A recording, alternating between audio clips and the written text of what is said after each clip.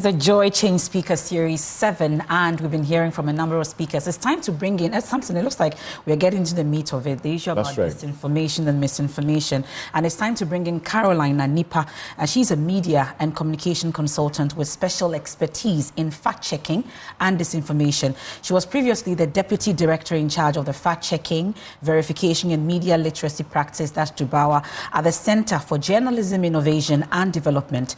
Caroline pioneered DUBAWA in Ghana and led the subsequent expansion of the platform across Sierra Leone, Liberia, and the Gambia. She has covered and fact-checked elections in all 5 Anglophone West African countries, trained over 2,000 journalists and other public, supervised and edited several disinformation research and investigations, and led significant reforms at DUBAWA, making it a respected fact-checking organization globally. Let's bring in Caroline Anipah. If you're ready, please unmute and take it away. Hi, Anipah and Samson. Good morning to your listeners and viewers. I should say it's a privilege to be here to be talking about the role of the media in ensuring credible elections. I will focus my presentation on the role of the media in stemming the spread of misinformation and disinformation. I will attempt to explain what we mean by misinformation and disinformation, because we've thrown those concepts around a lot today. And then talk about some of the observations we've made over the years with regards to the spread of misinformation by the media and the role that they've played in disseminating false information, and then end with some recommendation. So basically, when we talk about misinformation, we are talking about information that is false, but is shared or spread without the intention to cause harm. And this is where journalists and the media often fall. So we have media sharing false information actually without intending to cause harm. Sometimes it's because they're in a hurry to publish or give us the information that we need, and that's why they do this. The other, which is disinformation, is what has received a lot of attention, and it's actually a lot of a threat, and so we need to focus more on it. Is information that is false and is created intentionally with the intention to cause harm. The World Economic Forum has declared misinformation and disinformation as a top societal problem that we need to focus on in the next 2 years. And in fact, a study by UNESCO in 2023 has identified, a study about the 16 countries heading to the polls in this year has identified that citizens are really worried about the spread of false information as they head to the polls. And so for us in the media and in civil society, we have our work cut out for us, and so we need to do a lot to focus on stemming the spread of false information and ensuring that our citizens do not really feel that this is a threat going into the election. When we talk about the media and then false information, the spread of misinformation and disinformation, we realize that we can focus on 2 aspects. The first being that the media sometimes is the one creating and spreading false information. I should say that when we are talking about the media in this aspect, we are not really, you would find that traditional media aren't really the ones who do this. It's usually the online blogs who sometimes, for various reasons, sometimes political reasons, financial reasons, are the ones that create this kind of false information. The other aspect is when media becomes a target to amplify the spread of false information by bad actors. When you look at the trumpet of the trumpet of amplification of false information, you look at how false information spreads or comes in the public space, you'd realize that it starts very small in one little corner, one person creates a false information, but then they need traditional media to be able to amplify it. They know that traditional media has a lot of credibility, and so you're targeted. One of the previous speakers spoke about the empire-building nature of media that we are seeing recently, and the fact that media, an MFW study has said that media audiences are concentrated in just 4 newsrooms. over 87% of them. So it means that should one false information get onto one of these platforms, a lot of people are going to get access to it. Bad actors are aware of this, and so they take advantage of it and then try to entice or manipulate traditional media to get their false information across to audiences who otherwise would not have access to this information. So over the years, the civil society sector has focused a lot on the work that should be done in the media space. And we've realized that the media in Ghana oftentimes lacks the capacity to even identify, to spot false information and to deal with it. We've had instances where we've trained journalists, and it's surprising that, what you expect them to know, they do not know. And then also we've realized that journalists do not have the capacity to use digital verification tools. A lot of the misinformation these days are from social media, and they are in images or video formats. And then there are digital verification tools that can help us to verify these images or digital videos. But we find that the basic skill to be able to use these tools, the journalists do not have. Some of these tools also aren't free. You would need, to pay a premium to have access to them. We also find that the newsrooms do not have the funding needed to access these tools. Then another reason why the media is complicit in the spread of false information is access to information.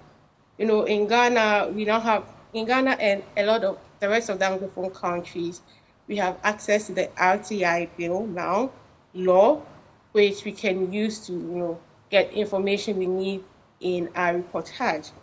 However, I think the Media Foundation for West Africa would speak a lot more about this, how they struggle to get information to verify claims and then in their reports.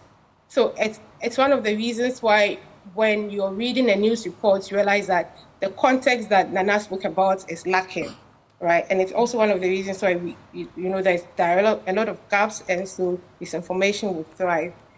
There's been mention of media ownership as well, and how this breeds and helps in the creation and spread of misinformation and disinformation. So you would be surprised to hear a journalist who is very much aware that information they are putting out on their platform is false, yet they say they can't do anything about it because their owner or the newsroom owner says this must go out, right? And so media ownership plays a role here. Then we have the business model of newsrooms, where a lot of the time, because of the interest of newsrooms to protect their source of funding, they are unable to do much to go beyond the norm and then actually fact check and verify information for the public. So when Sami asked me yesterday to speak today on this subject, I tried to do a little bit of experiment to find out what Meta AI specifically, could tell me about the history of Ghana's media when it comes to the spread of false information. Are there specific trends? So I just typed in Meta AI. If you have WhatsApp, you could try it yourself right now. I just typed, can you please give me examples of misinformation in Ghana's 1919 elections? So it gave me a list of 8 things that they said had happened. Then I went back and then asked them again to give me examples of false information, misinformation and disinformation that spread in the 1996 elections. Surprisingly, I expected some differences in the response that I was going to get from Meta AI, but I realized that they gave me the same trends or the same things that happened in 1992 as happening in 1996 without any variation in words. It was verbatim, right? And so what am I trying to say here? With AI, a lot of us think that our work is cut out for us. I should say that when they gave me the response, what they thought was the trends of misinformation in 1992 and 96, I asked for the source of information, right? Because I didn't want to come here and then misinform. And I think they gave me 4 articles that they said they had sourced this information from. I took the time to read for all 4 articles, and they made no mention of the trends that I was given. So what is the lesson here? The media going into the elections should be aware that AI, is making our work a lot more easier, but then it also has a tendency to disinform, right? So we need to be very careful how we use artificial intelligence going into the elections. That being the case, when I went back and then read the examples of misinformation and disinformation that they had given me from 92 and 96, I realized that if it's actually the case, I haven't had the time, because I was informed about this just yesterday, I haven't had the time to go back and actually say that these things actually happened in 1992 and 1996. But assuming that it is as Meta AI said, then the issues we are facing today aren't entirely different from what we faced in 1992 and 1996. Some of the previous speakers have spoken about how we've been doing this for so many years, and so some of the issues remain the same. So let me quickly take you to some of the trends of misinformation and disinformation that we see during elections and the roles that the media has played in their spread. The first thing that Meta AI told me, and which we've observed in the civil society space over the years, is that there have been a lot of false claims about candidates' ages, and then fabricated stories about their health. We did see, if you remember, I think most of these false claims were also made when Professor Mills was contesting elections in the early 2000s. For this year and the previous year, we haven't had much about these 2 issues. The third thing that Meta AI told me was about misleading information about party policies that we still see. We saw that in 2024, 2020, and already we are seeing some of that in the media. There are also misinformation and disinformation, which basically try to manipulate people's views and opinions using ethnic and tribal divisive tendencies or comments. For Ghana and other West African countries which have experienced some bit of unrest as a result of ethnic and tribal issues, I think we need to tread carefully where this is concerned. And then also another form of misinformation and disinformation that we see usually during election, on election day specifically, has to do with vote rigging allegations, where we're told that ballot boxes have been snatched, or people are double voting or triple voting. And we have the media amplifying these unsubstantiated claims. And we know that this can have direct consequences for the elections, oftentimes breeding mistrust and then undermining the work of the EC. The safe type of misinformation and disinformation that Meta AI told me that we've witnessed in the 92 and 96 elections are false endorsements, where popular political figures or traditional leaders have endorsed certain candidates when in fact they have not. I think that all of us remember from the last elections examples of this. Then there are oftentimes manipulated photographs and videos. For fact checkers and for those of us in the civil society space and the media, we need to pay a lot more attention to this, because of the role that, how easy it is for us to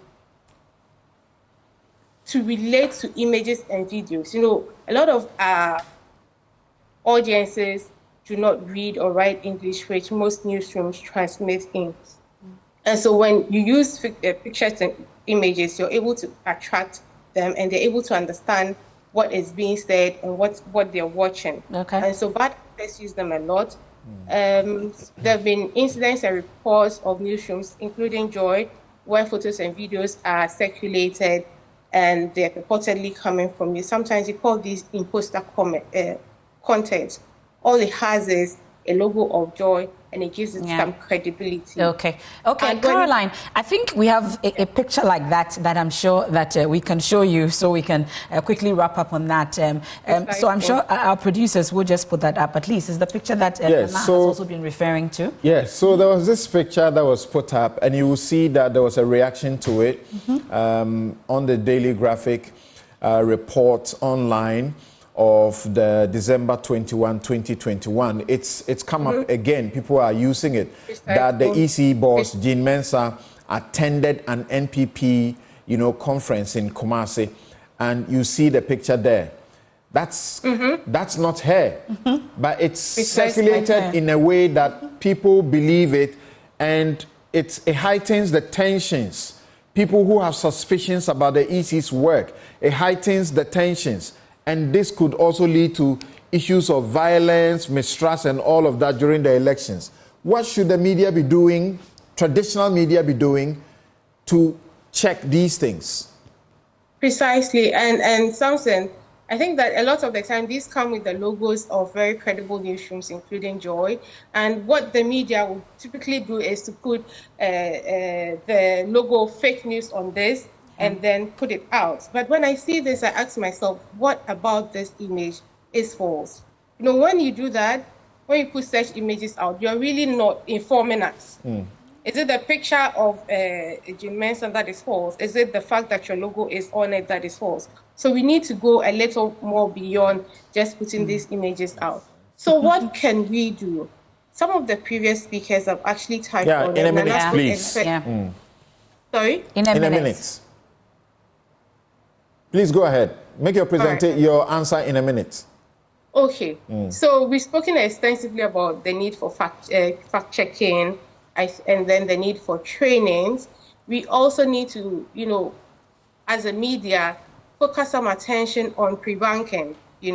Before the false information comes out, you need to fill the existing information gap. What are you seeing? What are the potential false informations that will come out? And what should you put out so that when your audiences see the false information, they are already inoculated so that they do not actually believe or trust the false information that is put out there. Thank you very much. Caroline Anipah there. She's a media and communications consultant. We are grateful that you made time to join us, even though you mentioned that it was on short notice. Right.